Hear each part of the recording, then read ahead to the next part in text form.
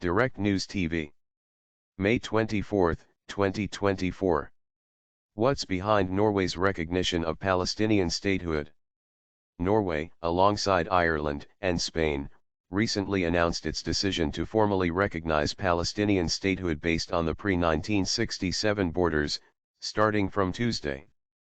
Predictably, as the Palestinian Authority and Hamas welcomed this development, the Israeli government lashed out by quickly withdrawing its ambassadors from Oslo, Dublin, and Madrid and summoning the Norwegian, Irish and Spanish representatives in Tel Aviv.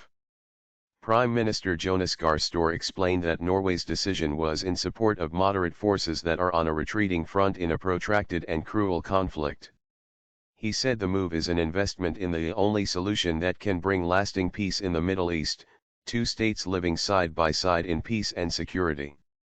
Analysts were not surprised by Norway's move, which comes 30 years after it hosted the Oslo Accords, the early 1990s peace agreements that ultimately failed. The Norwegian population has over a long time been moving towards a more pro-Palestinian view. The political establishment has been more hesitant, not least because of its close ties to the U.S., Bjørn Olav Utvik, a professor of Middle East Studies at the University of Oslo, told Al Jazeera. Since the outbreak of the current conflict, popular opinion has swung even further towards the Palestinian cause. He cast the recognition as an important symbolic move and one that is easier to make than, for instance, cutting off all investments linked to Israel by the Norwegian Sovereign Wealth Fund. With European countries deeply divided by the Israeli war on Gaza, Norway has moved closer to those who vocally support Palestinian rights to self-determination and basic dignity. "We can't wait any longer," Espen Barth Eide, Norway's foreign minister, recently told Al Jazeera. "The only viable long-term settlement which can bring peace to the Palestinian people and the Israeli people is a two-state solution. These two states, of course, must have logical territories. A lot will have to change." Looking back, Oslo's position on the Israel-Palestine conflict has been steady. Norwegian officials have maintained high levels of support for the United Nations Relief and Works Agency for Palestine Refugees, UNRWA, and have been quick to demand a ceasefire after the latest conflict erupted. Previously, Norway has condemned the Israeli occupation before the International Court of Justice. It does not export weapons to Israel and has sanctioned some extremist settlers.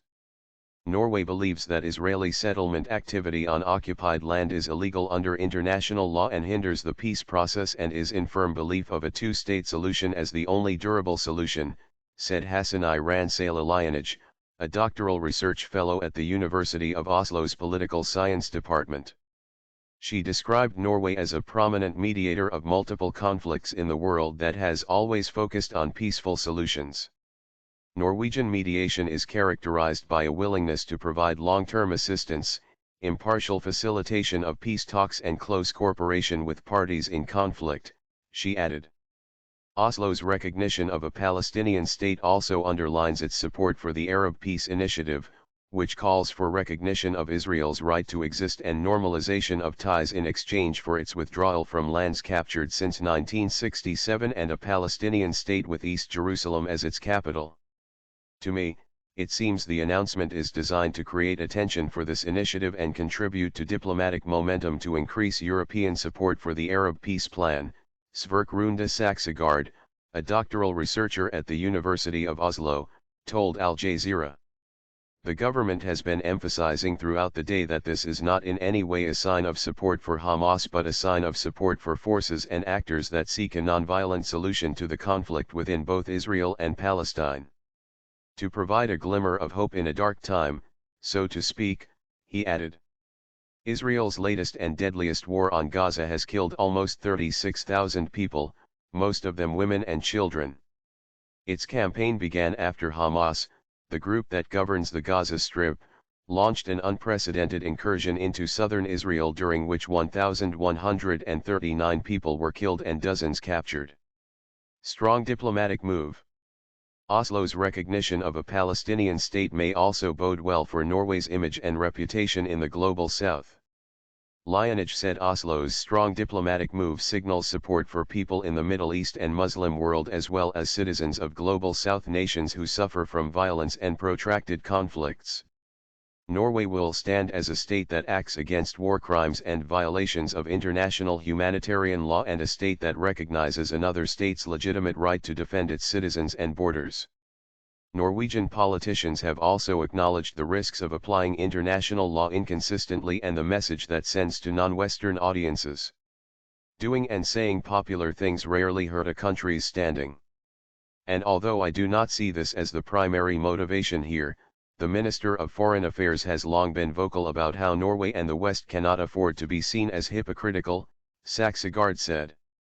If the West wants the world to be outraged about Russia in Ukraine, it needs to be outraged about Israel in Gaza.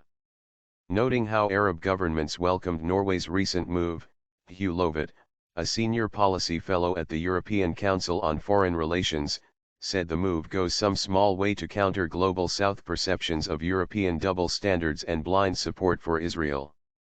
Final demise of the Oslo peace process.